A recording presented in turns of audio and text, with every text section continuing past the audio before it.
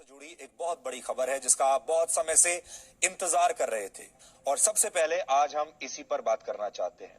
Supreme court ने आज NEET और जेईई मेंस की प्रवेश परीक्षाओं को टालने की याचिका को खारिज कर दिया है। सुप्रीम कोर्ट ने कहा है कि कोरोना वायरस की वजह से छात्रों के भविष्य को अधर में नहीं लटकाया जा सकता। सुप्रीम कोर्ट के इस फैसले से लाखों छात्रों और उनके परिवारों ने अब राहत की सांस ली है, या राहत की सांस नहीं भी ली होगी तो कम से कम अब उन्हें स्पष्ट हो गया है, क्योंकि इसे लेकर अब सारे कंफ्यूजन समाप्त हो गए हैं। इसे लेकर देश के छात्र और उनके परिवार असल में दो हिस्सों में बंट गए थे। बड़ी संख्या में ऐसे छात्र थे, ऐसे परिवार थे जो ये चाहते थे कि इन परीक्षाओं को टाल दिया जाए, क्योंकि कोरोना वायरस के इस दौर में इतने बड़ी संख्या में छात्र परीक्षा देने के लिए अगर बाहर निकलेंगे तो उनकी सुरक्षा की क्या गारंटी है।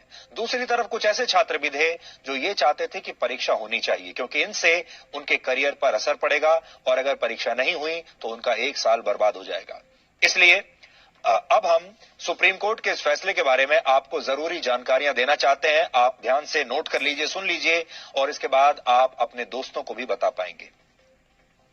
सुप्रीम कोर्ट की 3 सदस्यों वाली बेंच ने अपना फैसला सुनाते हुए यह कहा है कि जिंदगी को ऐसे रोका नहीं जा सकता।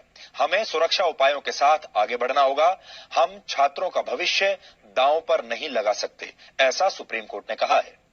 कोर्ट ने याचिकाकर्ता छात्रों से पूछा है कि क्या वो परीक्षाओं को रद्द करवाकर अपना एक साल बर्बाद करना चाहते हैं। अदालत ने कहा कि वकीलों ने अदालत ने खोलने की मांग की है, क्योंकि वकील चाहते हैं कि अदालतें अब खुल जाएं, लेकिन आप चाहते हैं कि परीक्षा स्थगित हो जाए। परीक्षा स्थगित होना देश का नुकसान है। सुप्रीम कोर्ट के फैसले के बाद अब हम आपको इन परीक्षाओं से जुड़ी कुछ और जानकारी देना चाहते हैं ताकि आप ठीक से प्लान कर सकें।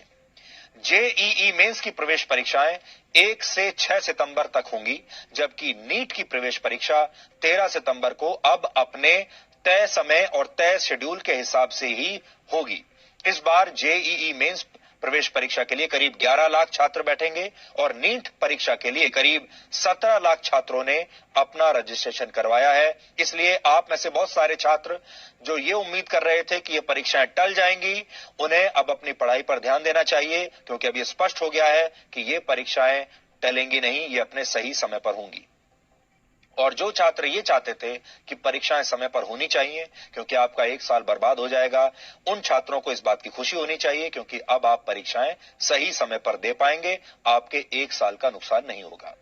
दरअसल इस परीक्षा के विरोध में 11 राज्यों के छात्रों ने सुप्रीम कोर्ट में एक याचिका दायर की थी। इस याचिका में यह मांग की गई थी कि देश में कोरोना महामारी के बीच परीक्षाओं का आयोजन न किया जाए। ऐसे में फिलहाल परीक्षाओं की निर्धारित तारीखों को स्थगित कर दिया जाए। इसमें यही कहा गया था क्योंकि इस चारों तरफ इस समय कोरोना वायरस का जो दौर है, ऐसे समय में लाखों छात्र अगर परीक्षा देने के लिए आएंगे तो उनको संक्रमण हो सकता है, उनकी सुरक्षा की कोई गारंटी नहीं है। आज सुप्रीम कोर्ट में छात्रों की तरफ से कहा गया कि जब सीबीएसई, आईसीएसई और अन्य परीक्षाएं टाली जा सकती हैं, तो जेईई और नीट जैसी परीक्षाओं को क्यों नहीं टाला जा सकता, और लाखों छात्रों के परीक्षाओं में शामिल होने से संक्रमण फैलने का खतरा और भी ज्यादा बढ़ सकता है।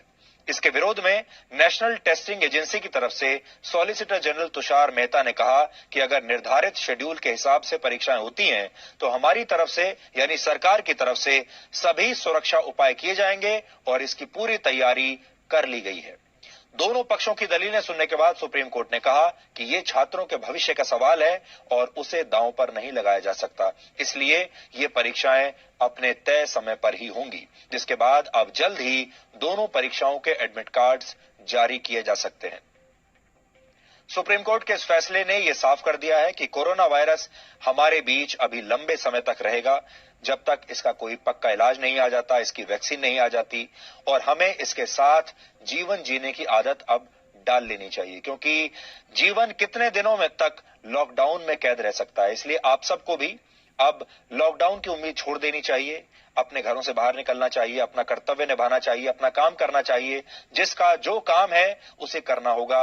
अगर छात्रों का काम है पढ़ाई करना, परीक्षाएं देना, तो उन्हें अब इसकी आदत डाल लेनी चाहिए। अब इसके बाद और ज्यादा डिस्काउंट आप लोगों को नहीं मिलेगा। लेकिन इसके साथ ही सावधानी बरतना भी उतना ही जरूरी है। यानी परीक्षा भी देनी है आपको और आपको संक्रमण भी वापस अपने घर में नहीं लाना है। क्योंकि अमेरिका में कोरोना वायरस के बीच जब जल्दबाजी में स्कूल खोल दिए गए तो वहां शुरुआती 2 हफ्तों में ही 97,000 स्कूली छात्र संक्रमित हो गए थे।